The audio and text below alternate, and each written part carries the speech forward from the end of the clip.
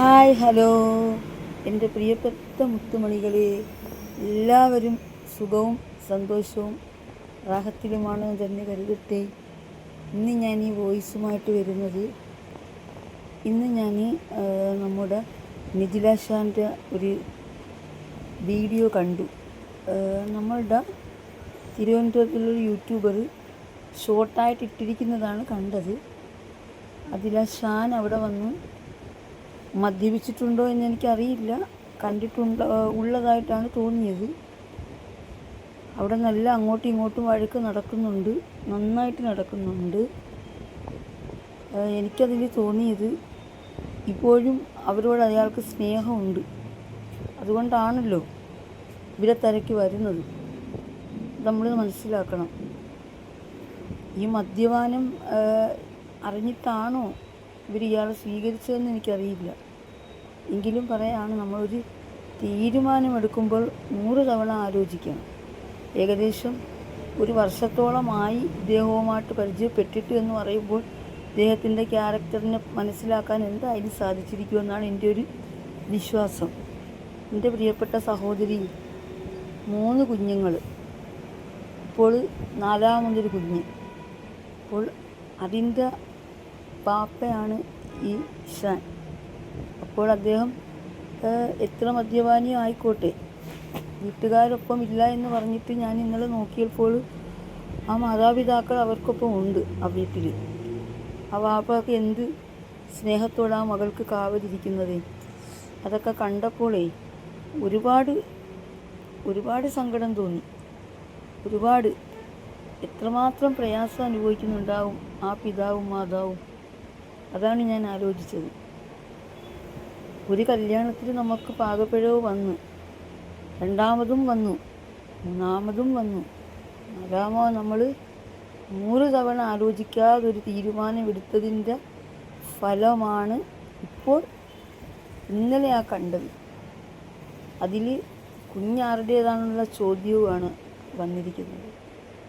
അങ്ങോട്ടും ഇങ്ങോട്ടും നിൻ്റെതല്ല എൻ്റെതല്ല എന്നൊക്കെയാണ് പറയുന്നത്. ഇതൊന്നും നമുക്ക് സമൂഹത്തിന് മുമ്പ് ഇങ്ങനെയൊന്നും ഒരിക്കലും പറയാൻ പാടില്ല. ഒരുപാട് തെറ്റായ പ്രവണതയാണതെല്ലാം.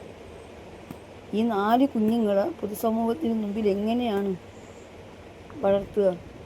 എന്നും നമുക്ക് യൂട്യൂബ് വരുമാനമൊന്നും കിട്ടില്ല എന്ന് വീടുകാരെ കൊണ്ട് സഹായിക്കാൻ കഴിയില്ല എന്നും പറയുന്നു. ഇനി ഈ കുഞ്ഞിനെ പ്രസവിച്ച് ഒരു 2 വയസ്സ് വരേക്കും എങ്ങനെയാണ് ജോലിക്ക് പോവുക? എന്തു പാടായിരിക്കും? ഇതൊക്കെ ഒന്ന് ആലോചിക്കേണ്ടതുണ്ട് സഹോദരി. റിയാക്ഷനോ ഒന്നുമല്ല, ഞാൻ ഇന്നലത്തെ അവസ്ഥ കൊണ്ട് പറയുകയാണ്. എനിക്ക് ഒരുപാട് സന്തോഷവും തോന്നി, അതിലേറെ സങ്കടവും. നിങ്ങളെ തേടി വരുന്നുണ്ട്. അപ്പോൾ അദ്ദേഹത്തിന് നിങ്ങളോട് ആത്മാർത്ഥമായിട്ടുള്ള സ്നേഹമുണ്ട്. ആദ്യ ഭാര്യയേക്കാൾ കൂടുതൽ നിങ്ങളോട് ഇഷ്ടമുണ്ടായിട്ടായിരിക്കുമല്ലോ അദ്ദേഹം ആ വീട്ടിൽ വീണ്ടും നിങ്ങളെ തേടി വരുന്നത്. എന്താണെന്ന് എനിക്കറിയില്ല. മദ്യപിക്കാത്തവരാരുമില്ല. നിങ്ങൾ പറഞ്ഞ പോലെ അഡിക്ഷൻ സെൻ്ററിലോ അല്ലെന്നുണ്ടെങ്കിൽ അവരെ മാതാപിതാക്കളുമായി ബന്ധപ്പെട്ടിട്ട് പ്രശ്നത്തിനൊരു പരിഹാരമുണ്ടാക്കി മദ്യപിക്കില്ല എന്നൊക്കെയുള്ളൊരു ഉറപ്പ് വരുത്തിക്കാൻ നമുക്ക് സാധിക്കില്ല. മദ്യപിക്കുന്ന ഒരാൾ പെട്ടെന്ന് മദ്യപാനം നിർത്തില്ല. അത് നമുക്കെല്ലാം തന്നെ അറിയാം, നിർത്തില്ല. അന്നേരം അതിന് വേണ്ടുന്ന കാര്യങ്ങൾ ഇത് നിരന്തരം സോഷ്യൽ മീഡിയയിൽ ഇങ്ങനെ വരുമ്പോഴുണ്ടല്ലോ, നിലവിൽ അദ്ദേഹത്തിൻ്റെ ഇപ്പോഴത്തെ അവസ്ഥ എന്താണെന്ന് എനിക്കറിയില്ല. എന്തായാലും അദ്ദേഹത്തിന് നിങ്ങളോട് ആത്മാർത്ഥമായിട്ടുള്ള സ്നേഹമുണ്ട്, ആ കുഞ്ഞിനോട് സ്നേഹമുണ്ട്, തിരക്കി വരുന്നുണ്ട്. ഇപ്പോഴല്ല നമ്മൾ മദ്യപിക്കുന്ന കാര്യം പറയേണ്ടത്. കുഞ്ഞിന് ഒരു വാപ്പ എന്തായാലും അത്യാവശ്യമാണ്. എല്ലാ മക്കൾക്കും വാപ്പയില്ലാത്ത അവസ്ഥയെന്ന് പറയുന്നത് ഓർക്കാൻ കൂടി കഴിയാത്ത അവസ്ഥയാണ്.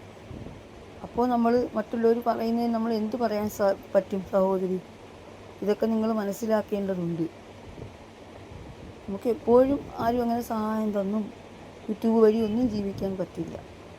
നിങ്ങൾ എങ്ങനെയെങ്കിലുമൊക്കെ ഇതിനൊരു പരിഹാരം കണ്ടെത്തി അദ്ദേഹത്തെ ചേർത്ത് നിർത്താൻ നോക്കുന്നതായിരിക്കും നല്ലതാണ് എനിക്ക് അഭിപ്രായം. വയസ്സായിരിക്കുന്ന ആ മാതാപിതാക്കൾ എന്നും നമുക്ക് കൂടെ തുണയായിട്ടുണ്ടാകുമെന്നും കരുതണ്ട. ഒരു സഹോദരങ്ങളും ഞാൻ കാണുന്നില്ല. അതുകൊണ്ടാണ് പറയുന്നത്. ഒന്നും വിചാരിക്കരുത് സഹോദരി, ഞാൻ എൻ്റെ ഒരു അഭിപ്രായം ഇവിടെ രേഖപ്പെടുത്തിയതാണ്. ഇന്നലെ ആ വീഡിയോ എടുത്ത് ഷോട്ട് ഇട്ടവരോടും കൂടി ഞാൻ പറയുകയാണ്, അയലത്ത് നടക്കുന്ന കാര്യങ്ങൾ എല്ലാം നമ്മൾ പിടിച്ചിടുമ്പം നാളെ നമ്മുടെ കുടുംബത്തിലും എന്തെങ്കിലുമൊക്കെ ഉണ്ടാകാം. എന്തായാലും അത് കണ്ടിട്ടുള്ള അഭിപ്രായം ഞാൻ പറഞ്ഞു, അത്രമാത്രമാണ്. ആ 3 കുഞ്ഞുങ്ങളുടെ അവസ്ഥ വല്ലാത്ത പരിതാപകരമാണ്, ഭയങ്കര പരിതാപകരം. ആർക്കും ഉണ്ടാകാതിരിക്കട്ടെ ഇങ്ങനത്തെ ഒരവസ്ഥ.